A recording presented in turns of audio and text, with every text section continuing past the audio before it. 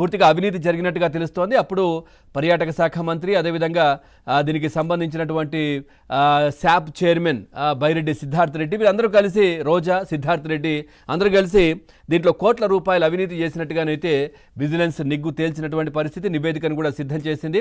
పూర్తిగా ఆడుదాం ఆంధ్ర కోసం అదనంగా కొంతమంది కలెక్టర్లను కూడా దీనికి సంబంధించి వాళ్ళ దగ్గర నుంచి కూడా నిధులు కేటాయించినట్లుగా కూడా విజిలెన్స్ నివేదికలో తేలింది.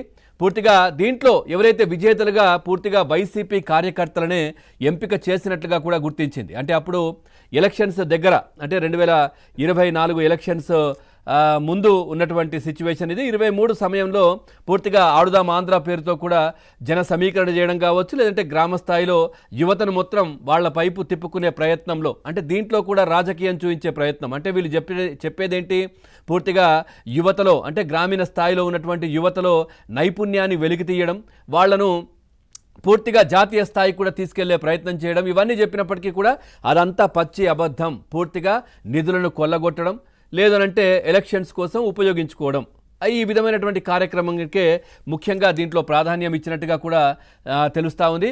పూర్తిగా పబ్లిసిటీ కోసం మనం చూసాం క్రీడా సామాగ్రిపై వైసీపీ అదేవిధంగా జగన్మోహన్ రెడ్డి స్టిక్కర్లు ఏ విధంగా అంటించారో మనం చూసాం. క్రీడాకారులకు నాసిరకమైనటువంటి కిట్లను కూడా సరఫరా చేశారు. అంటే ఒక్కసారి మనం క్రికెట్ బ్యాట్ గతంలో కూడా చూసాం, కొట్టేస్తే 2 ముక్కలైనటువంటి దృశ్యాలు కనిపించాయి. పూర్తిగా నాసిరకం. అంటే వీళ్ళకు క్రీడాకారులు కావచ్చు, ఆ యువతకు ఈ క్రీడలపైన నైపుణ్యమో లేదనంటే దాంట్లో వాళ్లకు మెరుగైనటువంటి నైపుణ్యాన్ని అందించే ఉద్దేశం కాదు.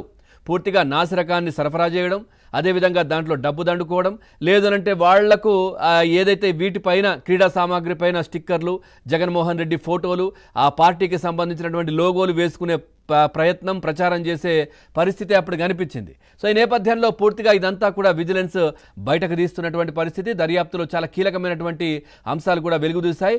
కొత్త షాప్ చైర్మన్ ఏదైతే ఛార్జ్ తీసుకునే లోపే రవినాయుడు, ప్రస్తుతం కూటమి ప్రభుత్వం తరపున ఆయన ఛార్జ్ తీసుకునేంత లోపే పూర్తిగా వివరాలన్నీ కూడా డిలీట్ చేసినట్టుగా కూడా అధికారులు గుర్తించారు. అయినప్పటికీ కూడా టెక్నాలజీ సహాయంతో పూర్తి డేటాను కూడా రికవరీ చేస్తున్నటువంటి పరిస్థితి.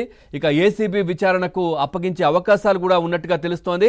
ఖచ్చితంగా ఈ రోజా రేపా అనే అంశాల్లో కూడా చర్చ జరుగుతూ ఉంది. ఖచ్చితంగా కూడా అదుపులోకి తీసుకుంటారు. ఇంకా దీంట్లో జరిగిన అవినీతిని కూడా బయటకు తీసే పరిస్థితి కనిపిస్తూ ఉంది.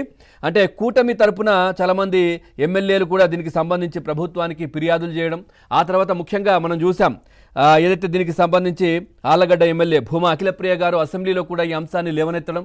సో దాని తర్వాత ప్రభుత్వం దీనికి సంబంధించినటువంటి చర్యలు, ఆ తర్వాత విజిలెన్స్ ఎంక్వైరీ, ఇవన్నీ కూడా చకచకా జరిగినటువంటి పరిస్థితి. ఇంతకాలం మన వరకు రాదిది. సో మర్చిపోయారు ఆడుదాం ఆంధ్ర అనే అంశాన్ని. ఆ తర్వాత రిషికొండ పైన జరిగినటువంటి అవినీతిని, ఏదైతే ఆ ప్యాలెస్ ముసుగులో 500 కోట్ల రూపాయలు ఖర్చు చేశామని చెప్పినటువంటి అంశం, దీంట్లో కూడా పూర్తి కీలక ఆధారాలు కూడా సేకరించినటువంటి పరిస్థితి అయితే కనిపించింది. ఇవన్నీ మర్చిపోయింది ప్రభుత్వం అని అనుకున్నారు. కానీ తెర వెనుక పూర్తిగా ఏం జరగాలో, ఎలా ఎంక్వైరీ జరగాలో అంతా కూడా జరిగిపోయింది. సో నేడో రేపో అనే అంశం కూడా చర్చకు వస్తూ ఉంది.